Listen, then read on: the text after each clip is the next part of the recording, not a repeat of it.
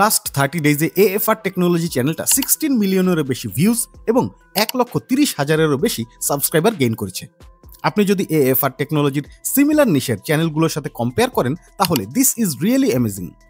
For example, একই time ফ্রেমে রোহান নাগ, all Bangla tips অথবা টেক আনলিমিটেড টাইপের বড় চ্যানেল অন অ্যান অ্যাভারেজ কেবলমাত্র 2 থেকে 4 মিলিয়ন ভিউজ এবং 20 থেকে 30,000 সাবস্ক্রাইবারের বেশি গেইন করতে পারেনি, যেখানে এই চ্যানেলগুলোর নিশ এবং এএফআর টেকনোলজি চ্যানেলের নিশ almost same.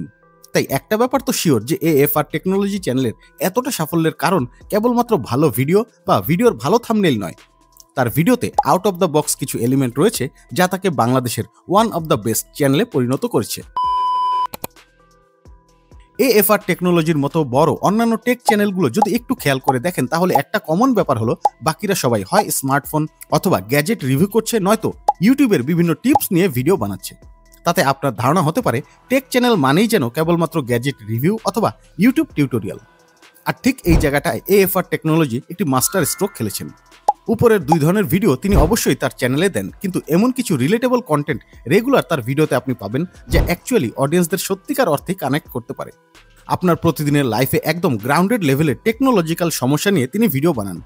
For example, passport, driving licence, জমির নামজারি, ইন্টারনেট, রাউটার ইত্যাদি। কেবলমাত্র রাউটার নিয়ে রিসেন্টলি তিনি অন্তত 4টা ভিডিও আপলোড করেছেন যেখানে রাউটারের বিভিন্ন সমস্যা নিয়ে আলোচনা করা হয়েছে। স্মার্টফোন অথবা পিসি নিয়ে তিনি যে রিভিউ দেন না তা নয়, তবে আপনি একটু চিন্তা করে দেখুন এই গ্যাজেট বা স্মার্টফোন ব্যবহার করার জন্য সবচেয়ে আগে আপনার কোনটা দরকার? সেটা হলো একটা ইন্টারনেট কানেকশন, আর তার জন্য ওয়াইফাই রাউটার আপনার লাগবেই।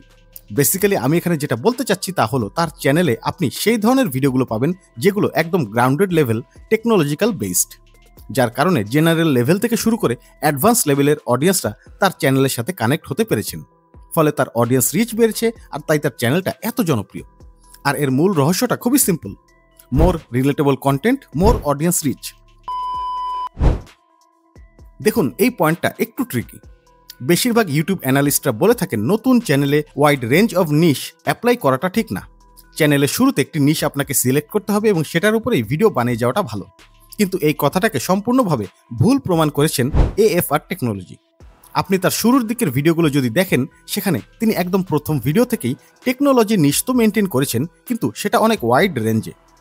অবভিয়াসলি সেগুলো একদম গ্রাউন্ডেড লেভেলের, যেমন ফেসবুক, মোবাইলের বিভিন্ন app, internet connection, editing software, Google এবং আরও অনেক কিছু। কেবলমাত্র স্মার্টফোন বা গেজেট রিভিউর উপর ডিপেন্ড না করে যেগুলো অ্যাকচুয়ালি অডিয়েন্সের বিভিন্ন সমস্যার সমাধান করতে পারে সেই টপিকগুলোর উপর সবচেয়ে বেশি ফোকাস করেছেন। হ্যাঁ, এটা ঠিক যে শুরুর দিকের প্রতিটা ভিডিওই যে প্রচুর ভিউজ গেইন করেছে তা নয়, তবে এই ওয়াইড রেঞ্জ নিশ এর কারণে তার চ্যানেলের ফলোয়ার এক্সপোনেনশিয়ালভাবে বেড়েছে। একটা ব্যাপার চিন্তা করে দেখুন, আইফোন বা স্মার্টফোনের রিভিউ দেখবেন খুবই সিলেক্টিভ অ্যামাউন্টের অডিয়েন্সরা, কিন্তু আপনি যদি এর সাথে স্মার্টফোনের অ্যাপ বা ইন্টারনেট কানেকশন নিয়ে ভিডিও দেন তাহলে ডেফিনেটলি আরও অনেক বেশি অডিয়েন্সকে আপনি রিচ করতে পারবেন। আর এই জায়গাটাতেই সফল হয়েছেন এএফআর টেকনোলজি।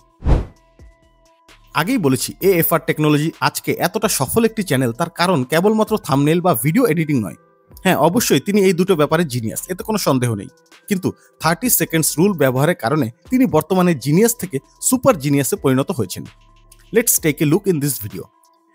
আসসালামু আলাইকুম এভরিওয়ান। অনেকেই আমাকে রিকোয়েস্ট করছিলেন যে শুধুমাত্র জমির দাগ নম্বর দিয়ে জমির প্রকৃত মালিকানা কিভাবে বের করা যায় সেটা নিয়ে একটা ভিডিও তৈরি করার জন্য। সো ফাইনালি আজকের ভিডিওতে আমি আপনাদেরকে দেখাতে যাচ্ছি যে কিভাবে আপনার হাতে থাকা স্মার্টফোন দিয়ে আপনি অনলাইনের মাধ্যমে ঘরে বসেই আপনি শুধুমাত্র দাগ নাম্বার দিয়ে দেখতে পারবেন যে এই জমিটা আসলে কার। এটা দেখার জন্য প্রথমে আপনাকে চলে যেতে হবে। একে তো বর্তমানে অনলাইনে দাগ নাম্বার দিয়ে জমির মালিকানা বের করা খুবই ফ্যাসিনেটিং একটি টপিক, কারণ একসময় না একসময় এটা আমাদের জানতে হবেই।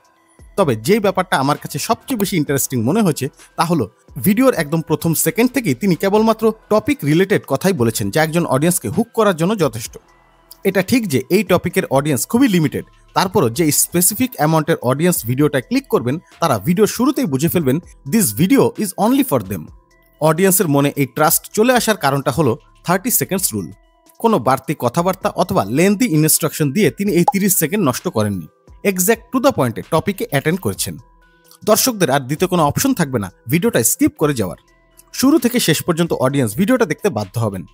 অ্যাকচুয়ালি এই ধরনের টপিকে থাম্বনেইল বা ভিডিও এডিটিং যত না ম্যাটার করে তার চেয়ে অনেক বেশি ইম্পর্টেন্ট হলো অডিয়েন্স হুক। ব্যাপারটা খুব ভালো মতো জানেন এএফআর টেকনোলজি, তাই এই ধরনের মাস্টার স্ট্রোক তিনি প্রায় তার ভিডিওতে খেলে থাকেন।